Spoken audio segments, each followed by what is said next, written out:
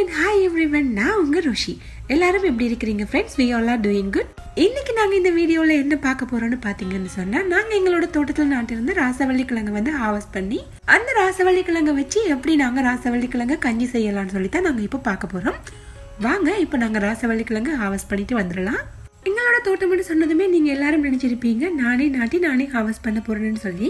But உண்மையான விஷயம் பாத்தீங்கன்னு சொன்னா, என்னோட ஹபிட அம்மா வந்துட்டு, அதாவது என்னோட மாமியார் தான் இந்த ராசவள்ளிக்கிழங்கு எல்லாமே நாட்டியிருக்கிறாங்க. ஸோ அந்த கிழங்கு தான் நாங்கள் இப்போ ஹார்வெஸ்ட் பண்ண போகிறோம். நீங்கள் பார்த்தீங்கன்னா தெரியும், ஒரு குட்டி ஒரு ஆள் இங்கே இருக்கிறாரு. இது வந்துட்டு என்னோட ஹபியோட சிஸ்டர் சன் தான் இவர். பெரும்பாலும் பார்த்தீங்கன்னு சொன்னால், எந்த கிழங்கு வகையாக இருந்தாலுமே வந்துட்டு நாங்கள் தறிக்கைக்குள்ள இருந்து தான் ஹார்வெஸ்ட் பண்ணி எடுத்துக்கொள்ளுவோம். இந்த ராசவள்ளி கிழங்கும் அப்படித்தான். இதை விட இதுக்கு இன்னொரு ஸ்பெஷல் இருக்குது. அது என்னன்னு பார்த்தீங்கன்னு சொன்னால், இது மாதிரி அதோட கொடிப்பகுதியிலையும் வந்துட்டு கூட சின்ன சின்ன கிழங்குகள் வந்து காய்ச்சிருக்கும். ஸோ அதுகளை கூட நாங்கள் ஹார்வெஸ்ட் பண்ணி யூஸ் பண்ணிக்கொள்ள இயலும்.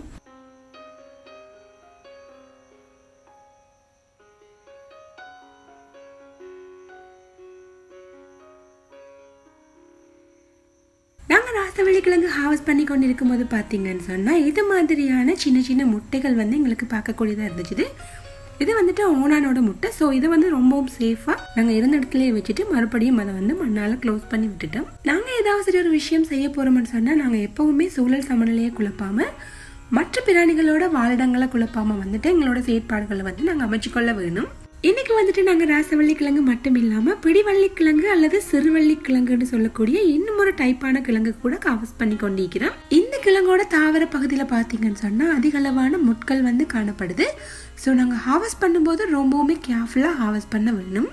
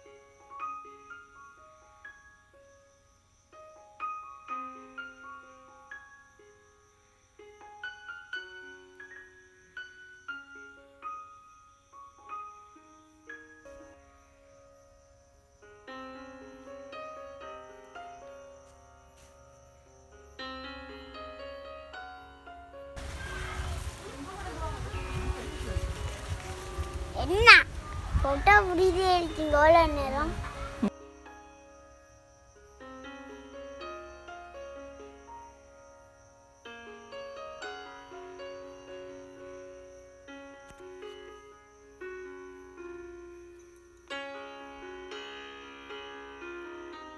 இப்போ பார்த்தீங்கன்னா தெரியும், ராசவள்ளிக்கிழங்கு பிடிவள்ளிக்கிழங்கு ரெண்டுமே வந்து ஹார்வெஸ்ட் பண்ணி முடிச்சாச்சு. ஸோ இதுக்கப்புறமா பார்த்தீங்கன்னு சொன்னால், என்னோட மாமியார் வந்துட்டு எல்லா கிழங்கையுமே கிரேடிங் பண்ணி எடுத்து வச்சிருக்கிறாங்க.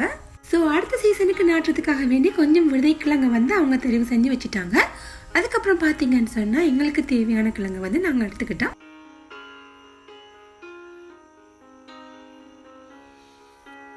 கிழங்கு ஹார்வெஸ்ட் பண்ணின உடனே பார்த்தீங்கன்னு சொன்னால், நார்மலாக நாங்கள் பாயில் பண்ணி சாப்பிட்ற மாதிரி வந்து ராசவள்ளிக்கிழங்கு வந்து அவிச்சு உடனே சுட சுட சாப்பிட்டாச்சு. ராசவள்ளிக்கிழங்கு கஞ்சி பார்த்தீங்கன்னு சொன்னால், என்னோட அம்மாக்கு வந்து ரொம்பவுமே விருப்பம். ஸோ நான் வீட்டை போயிட்டு ராசவள்ளிக்கிழங்கு கஞ்சி செய்யலாம்னு சொல்லி கொஞ்சம் கிழங்கு வந்து எடுத்துட்டு வந்திருந்தேன். ஸோ நீங்கள் ராசவள்ளிக்கிழங்கு கஞ்சி செய்யறதுக்கு நீங்கள் கடையில இருந்து கிழங்கு வாங்குறீங்கன்னு சொன்னால், இது மாதிரி உங்களோட நகத்தால வந்து கீறி விட்டு பார்த்தீங்கன்னு சொன்னால், டார்க் பர்பிள் கலர்ல உள்ளுக்கு இருக்குமா இருந்தால் அந்த கிழங்கு வந்து ரொம்பவுமே டேஸ்டா இருக்கும். ஸோ கண்டிப்பாக கடையில் வாங்கும் போது இது மாதிரி கீறி பார்த்து வாங்கிக்கோங்க. இந்த கிழங்கு வந்துட்டு நாங்கள் இப்போ க்ளீன் பண்ணி எடுத்துக்கொள்ளலாம். இதை வந்து நல்லா வாஷ் பண்ணி எடுத்துட்டு இது மாதிரி சின்ன சின்ன பீசஸாக கட் பண்ணி அதுக்கப்புறமா நான் இதோட தோல் சீவ போகிறேன். ஃபுல்லாகவே இந்த கிழங்கை வச்சுட்டு நாங்கள் தோல் சீவுறது வந்து எனக்கு கொஞ்சம் கஷ்டமாக இருந்துச்சு. ஸோ அதனால தான் நான் வந்து இது மாதிரி பீசஸாக கட் பண்ணிவிட்டு அதுக்கப்புறமா தோல் சீவுறது எனக்கு ஈஸியாக இருந்துச்சு. இந்த ராசவள்ளிக்கிழங்கை க்ளீன் பண்ணும்போது நீங்கள் ரொம்பவுமே கேர்ஃபுல்லாக தான் க்ளீன் பண்ண வேணும். ஏன்னு சொன்னால், இந்த கிழங்கு வந்து லைட்டாக கடிக்கிற தன்மை ஒன்று இருக்குது. ஸோ நீங்கள் கிழங்கு க்ளீன் பண்ணுறதுக்கு முதல்ல பார்த்தீங்கன்னு சொன்னால், உங்களோட கைகளுக்கு வந்து நீங்கள் எண்ணெய் தடவிக்கிட்டு நீங்கள் அதுக்கப்புறமா இதை க்ளீன் பண்ணீங்கன்னு சொன்னால் கை கடிக்கிறது வந்து கொஞ்சம் குறைவாக இருக்கும். ஸோ இது மாதிரியே எல்லா கிழங்கையும் வந்து நீங்கள் தோல் சீவி க்ளீன் பண்ணி எடுத்துக்கொள்ளுங்க.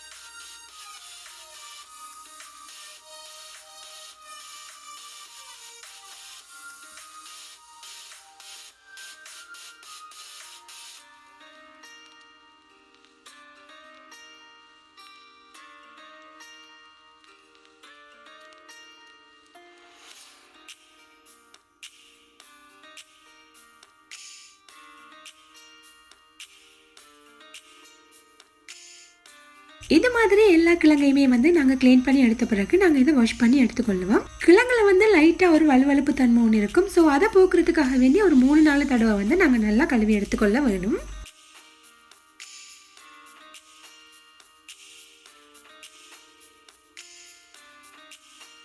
இப்போ எங்களோட கிழங்கை வந்து நாங்கள் சின்ன சின்ன பீசஸாக கட் பண்ணி எடுத்துக்கொள்ளுவோம்.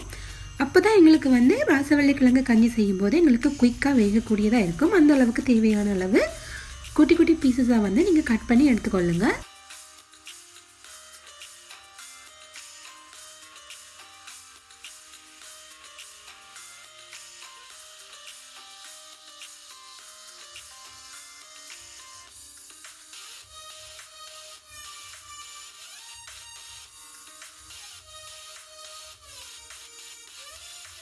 இப்போ ராசவள்ளி கிழங்கு எல்லாத்தையுமே நல்லா சின்ன சின்ன பீசஸாக கட் பண்ணி எடுத்தாச்சு. இதுக்கப்புறமா நாங்கள் ராசவள்ளி கிழங்கு கஞ்சி செய்யறதுக்கு என்னென்ன பொருட்கள் வந்து தேவைன்னு சொல்லி பார்க்கலாம். ராசவள்ளி கிழங்கு எடுத்து வச்சிருக்கிறேன். அது கூடவே தேவையான அளவு சீனி, முதலாவது தேங்காய் பால் எடுத்து வச்சிருக்கிறேன்.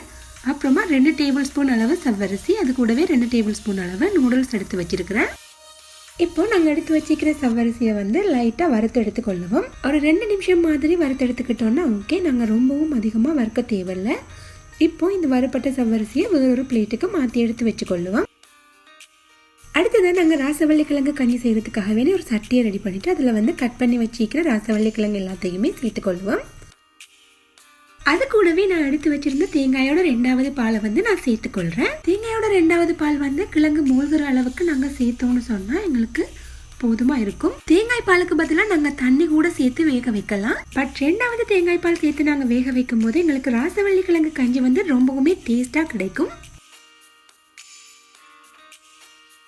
இப்ப பாத்தீங்கன்னு சொன்னா தெரியும், ராசவள்ளி கிழங்கு வந்து நல்லாவே கொதி வர ஆரம்பிச்சிருச்சு. இது நல்லா வேகிறதுக்காக வேண்டியும் அப்புறமா டேஸ்ட்டுக்காக வேண்டியும் வந்து கொஞ்சமா உப்பு சேர்த்துக்கொள்றேன். இந்த ஸ்டேஜ்ல நாங்கள் லைட்டா வறுத்து வச்சிருக்கிற செவ்வரிசி அது கூடவே நூடுல்ஸ் 2யுமே நாங்கள் சேர்த்துக்கொள்வோம். அப்பதான் எங்களுக்கு வந்து செவ்வரிசி அது கூடவே நூடுல்ஸ் வந்து 2மே கணக்கா வெந்து வரும். சிலவங்க வந்துட்டு இது எதுவுமே சேர்க்காம தான் ராசவள்ளி கிழங்கு கஞ்சி செய்வாங்க. ஒரு சிலவங்க பாத்தீங்கன்னு சொன்னா ராசவள்ளி கிழங்கு கஞ்சி செய்யும் போது செவ்வரிசி மட்டும் சேர்த்து செய்வாங்க. பட் எங்க வீட்டுல பாத்தீங்கன்னு சொன்னா சில நேரம் செவ்வரிசி மட்டும் சேர்த்து செய்வாங்க. அப்படி இல்லாத டைம்ல வந்துட்டு இது 2மே சேர்த்தும் செய்வாங்க. ஸோ கண்டிப்பா உங்களுக்கும் இது மாதிரியான ஒரு சந்தர்ப்பம் கிடைச்சா ராசவள்ளி கிழங்கு கஞ்சி செய்யும் போது நீங்க நூடுல்ஸ் அது கூடவே செவ்வரிசி இது 2யுமே சேர்த்து செய்து பாருங்க. ரொம்பவுமே டேஸ்டா இருக்கும்.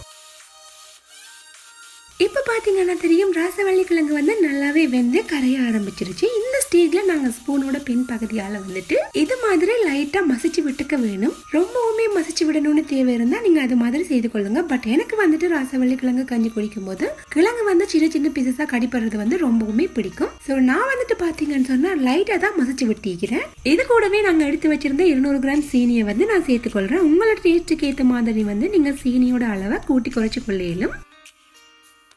சீனியை சேர்த்த பிறகு நல்லா கலந்து விட்டுக்கோங்க. இந்த ஹீட்ல வந்துட்டு சீனி உருகி நல்லா கரைஞ்சி வர வேணும்.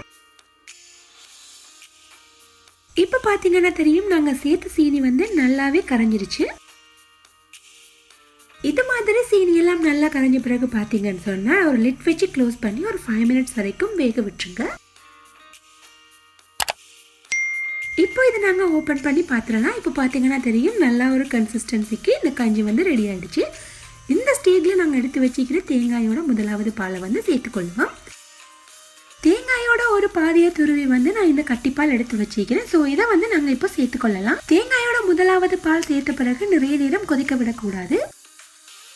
அப்படி நீங்க நிறைய நேரம் கொதிக்க விட்டுட்டீங்கன்னு சொன்னா ராசவள்ளி கிழங்கு கஞ்சியோட டேஸ்ட் வந்து குறைஞ்சு போயிடும். தேங்காய் பால் சேர்த்த பிறகு இது மாதிரி நல்லா கலந்து விட்டுக்கோங்க.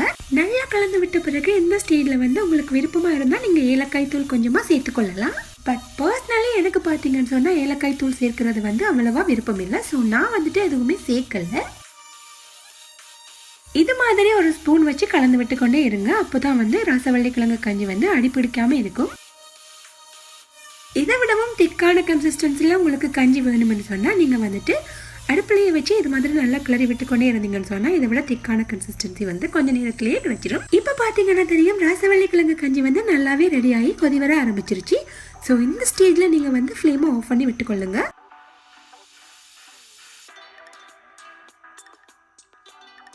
இந்த ராசவள்ளிக்கிழங்கு கஞ்சியை பாத்தீங்கன்னு சொன்னா நீங்க சுட சுடவும் சாப்பிடலாம், அப்படி இல்லைன்னு சொன்னா நீங்க ஃப்ரிட்ஜ்ல வச்சு அடுத்த நாளைக்கு கூட நீங்க சாப்பிடலாம். நான் வந்துட்டு பாத்தீங்கன்னு சொன்னா 2 விதமாவும் ட்ரை பண்ணி பார்க்க போறேன். இந்த பவுல்ல சேர்க்கிற கஞ்சி பாத்தீங்கன்னு சொன்னா ஃப்ரிட்ஜ்ல வச்சுட்டு அடுத்த நாள் சாப்பிடறதுக்காக வேண்டி வைக்க போறேன். சூடு ஆறின பிறகு பாத்தீங்கன்னு சொன்னா நீங்க இதை ஃப்ரிட்ஜ்ல எடுத்து வச்சு கொள்ளலாம்.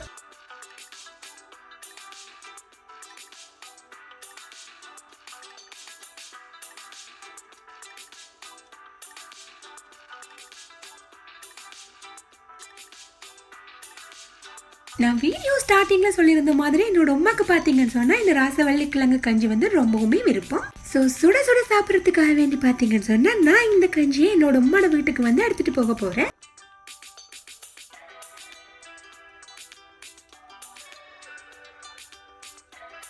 இது பாத்தீங்கன்னு சொன்னா ஃப்ரிட்ஜ்ல நான் ஏற்கனவே வச்சிருந்த ராசவள்ளிக்கிழங்கு கஞ்சி தான் இது. இதோட மேல் பகுதியில பார்க்கும்போதே உங்களுக்கு தெரியும் நாங்க சேர்த்திருந்த நூடுல்ஸ், அது கூடவே சவ்வரிசி, இது ரெண்டுமே வந்து ரொம்பவுமே பியூட்டிஃபுல்லான ஒரு ஸ்ட்ரக்சர்ல இருக்குது.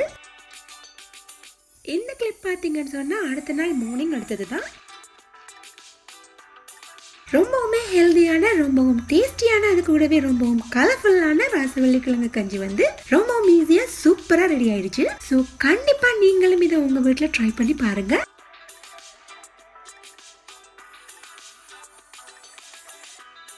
உங்க வீட்டுல இருக்கிற குட்டீஸ், அது கூடவே பெரியவங்க எல்லாருக்குமே ரொம்பவும் பிடிக்கும் இந்த ராசவள்ளிக்கிழங்கு கஞ்சி. ஸோ கண்டிப்பா உங்க வீட்லயும் ட்ரை பண்ணி பார்த்துட்டு உங்களோட கருத்துக்களை வந்து என்னோட கமெண்ட் செக்ஷன்ல சொல்லுங்க. நான் ஷேர் பண்ணிக்கிற இந்த வீடியோ உங்களுக்கும் ரொம்பவும் பிடிச்சிருக்குன்னு சொல்லி நினைக்கிறேன். ஸோ இந்த வீடியோ உங்களுக்கு பிடிச்சிருந்தா மறக்காம லைக் அண்ட் கமெண்ட் பண்ணி அது கூடவே உங்க ஃப்ரெண்ட்ஸ் அண்ட் ஃபேமிலிக்கும் ஷேர் பண்ணி விடுங்க. எங்களோட சேனலை இது வரைக்கும் சப்ஸ்கிரைப் பண்ணாம யாராவது சரி பார்த்துட்டு இருந்தீங்கன்னு சொன்னா மறக்காம சப்ஸ்கிரைப் பண்ணி பக்கத்துல இருக்கிற பெல் ஐக்கானை கிளிக் பண்ணி ஆல்ன்றதையும் செலக்ட் பண்ணி விடுங்க. அப்பதான் நான் போற நியூ அப்டேட்ஸ் வந்து உங்களுக்கு உடனே வந்து சேரும்.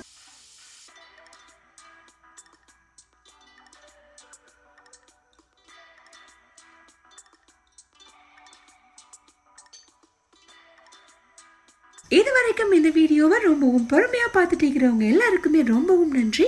இது மாதிரியான இன்னும் ஒரு இன்ட்ரெஸ்டிங்கான வீடியோட உங்க எல்லாருக்குமே சந்திக்கிறேன். அது வரைக்கும் பாய்.